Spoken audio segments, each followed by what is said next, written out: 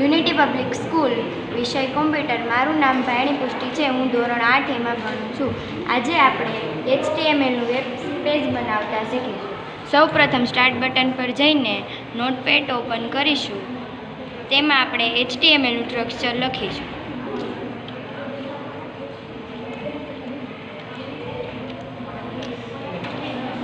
Structure લખાઈ ગયા બાદ આપણે ફાઇલની અંદર સેવ કરીશું. ફાઇલ નેમ સેવ કરીશું.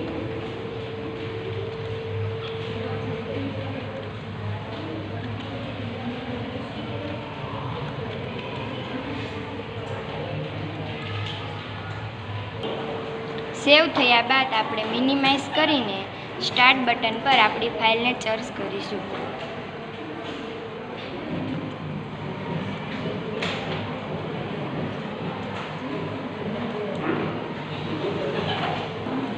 આવી રીતના આપણું વેબ પેજ બનશે.